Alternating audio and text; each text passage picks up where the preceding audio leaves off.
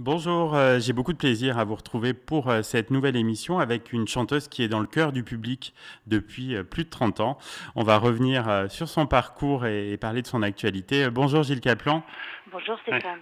Alors si on reprend votre parcours, il y a une rencontre importante avec Jay Alansky, donc producteur et compositeur. Dans quelles circonstances vous vous rencontrez? On se rencontre en studio d'enregistrement parce qu'il est en train de produire le premier single des Innocents qui s'appelle Jody. Et Oui. donc ils sont dans un studio en train de travailler et moi j'étais très proche du groupe puisque le bassiste à l'époque c'était mon petit ami. Vous Mm. voyez, vous avez droit à un scoop. Scoop. Et voilà, et donc j'allais les voir souvent en studio et c'est comme ça que je l'ai rencontré, quoi. Et votre premier succès, donc c'est en 1987, au tous les soirs. Là, vous séduisez vraiment le public. Écoutez, apparemment, oui. Bah, voilà, oui, oui, le morceau. Bah, c'est surtout, enfin, j'ai vraiment eu de la chance, quoi, parce que c'était une très bonne période, en fait.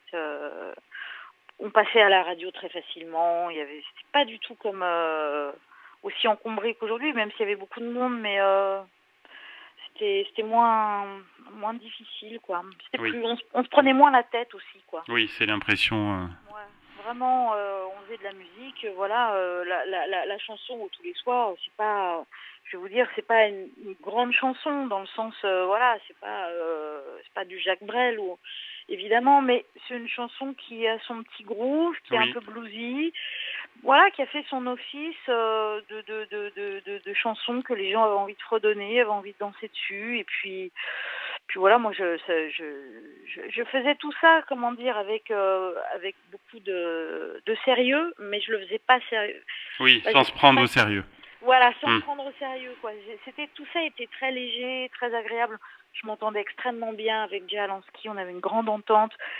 En plus, ce petit single cachait d'autres chansons beaucoup plus graves dans l'album Hmm. qui est sorti en même temps. Et c'est vrai que bon, bah, c'était bien parce que tout de suite, le public a adhéré, il a été acheté, il a été écouté. Hmm. Et aujourd'hui, quand je fais un concert, bah, j'ai toujours des gens qui me parlent de cet album comme première rencontre, quoi. Hmm. Et ça, c'est beau, quoi. Oui. C'est beau. Et vous confirmez donc le succès avec le deuxième album et puis globalement avec les années 90. Il y a deux singles qui vont énormément cartonner, hein, donc Tout ce qui nous sépare et Nathalie Wood. Oui. Oui, c'est des chansons marquantes pour le public.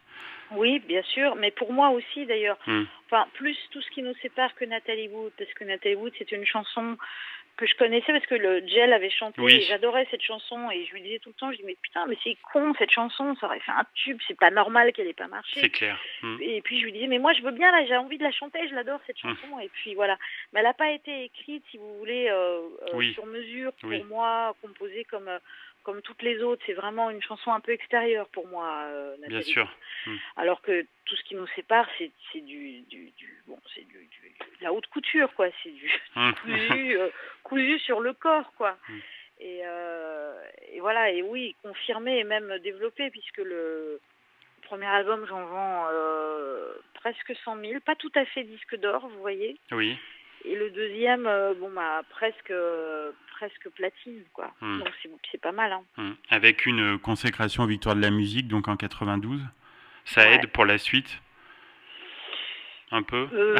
Oui, non, bah, oui, non, mais je veux Hmm. pas dire que ça aide pas. C'est toujours agréable de recevoir une récompense, Hmm. si vous voulez. Oui, c'est vrai, ça aide, mais ça aide plus pour l'avenir, en fait, parce que c'est un truc bien à marquer dans son CV, quoi. Je vais vous Oui. dire, c'est c'est plus un gage de ah bah là une Hmm. victoire, donc c'est bien.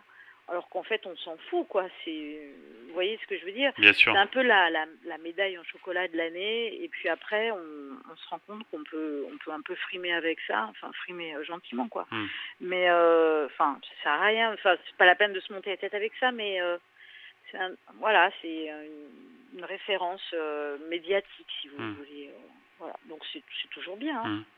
Donc l'année suivante, vous sortez donc le troisième album, donc toujours composé par Jay Alansky, avant qu'il ne Ouais, soit trop tard. Là ouais. aussi, c'est un beau souvenir. Ah bah oui, c'est un disque plus sombre, hein, qui a beaucoup moins Oui, bien fonctionné. Il est beaucoup moins solaire que l'album précédent qui était vraiment fait d'un souffle un peu.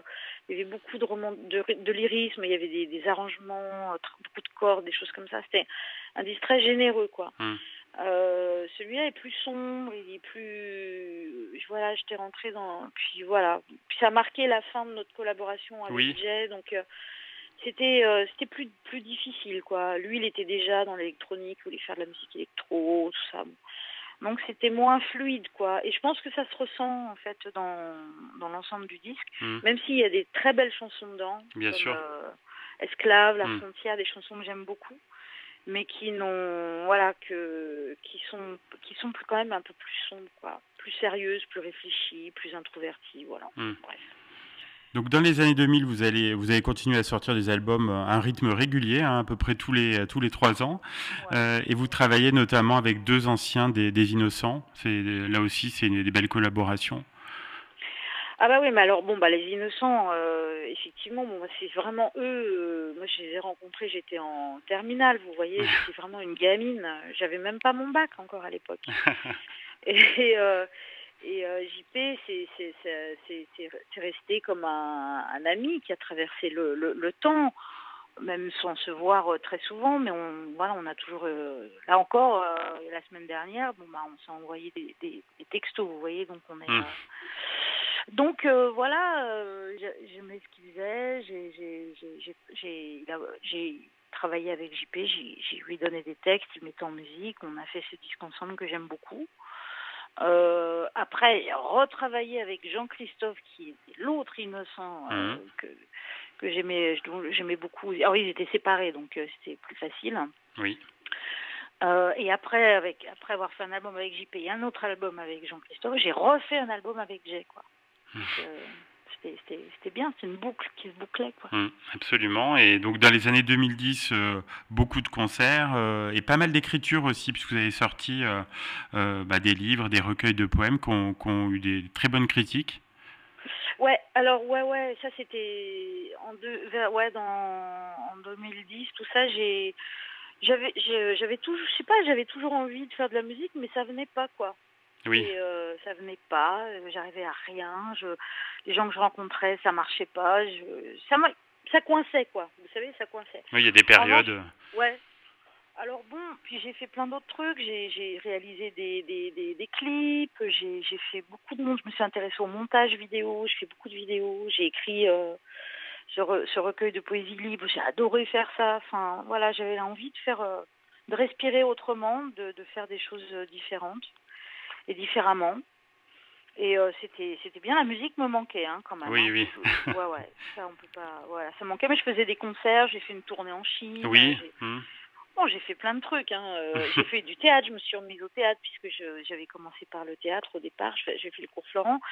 J'ai rencontré un metteur en scène. J'ai joué au Festival d'Avignon, un truc sur la Beat Generation. Puis, ça a été très bien parce que j'ai découvert d'autres choses. Alors, pas du tout avec le rayonnement médiatique de célébrité qui a pu y avoir, mais avec plus de plaisir, peut-être vous êtes plus épanoui puisque vous êtes impliqué à chaque étape de la création de vos albums. Oui, et puis j'ai compris, j'ai commencé à devenir un peu intelligente à ce moment-là. C'est pas que j'étais bête avant. Non, pensez pas. Mais je ne réfléchissais pas aussi en profondeur et avec lucidité, vous voyez. Voilà, j'avais tendance à dire oui, voilà, c'est comme ça ne reviendra plus, faisons autre chose.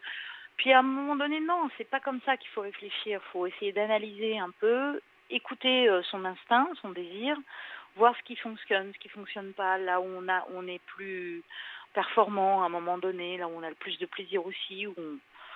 Voilà, donc et puis les choses après se remettre dans la balance naturellement, quoi. Et comment est né votre dernier album, donc Imparfaite, qui est sorti il y a quelques mois?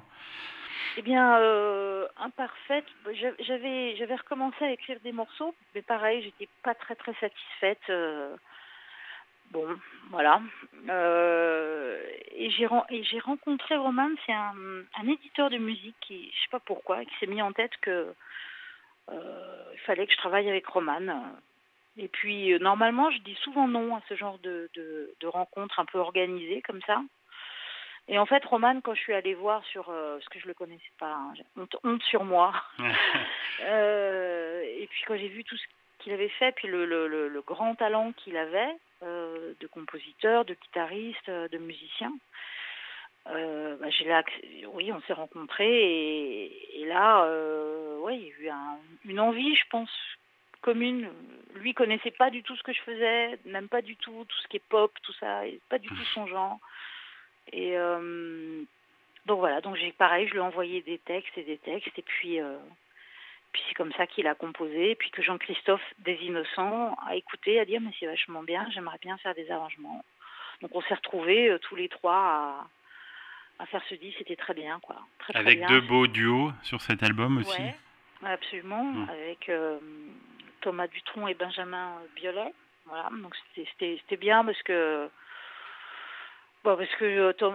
Thomas, je l'ai rencontré, c'était un élève de Roman, donc je l'ai rencontré. C'était évident de demander à Thomas parce qu'il était vraiment dans l'identité du projet, si vous voulez, assez jazzy comme ça, swing.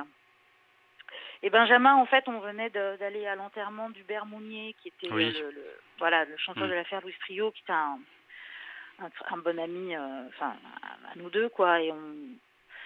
Puis voilà, puis j'avais écrit une chanson qui s'appelait Le temps qui passe, et puis je me disais que c'est assez atemporel en fait, et je trouvais que j'avais envie de la dédier à Hubert, et je me suis dit faudrait demander à Benjamin s'il accepterait de la chanter avec moi pour faire un petit hommage à Hubert. Voilà. Très bel hommage. Ouais. La chanson lui est dédiée d'ailleurs sur l'album. D'accord. Voilà. La période est compliquée, on le sait, hein, pour les artistes, mais est-ce que vous pouvez nous parler un petit peu de vos projets pour les prochaines semaines? Alors, j'écris et je compose en ce moment, donc c'est plutôt bien. Je suis dans l'euphorie de ça, voilà. Je suis souvent chez moi, je travaille beaucoup toute seule, quoi. Après, quand je suis contente, je montre les chansons à la personne avec qui j'ai envie de travailler.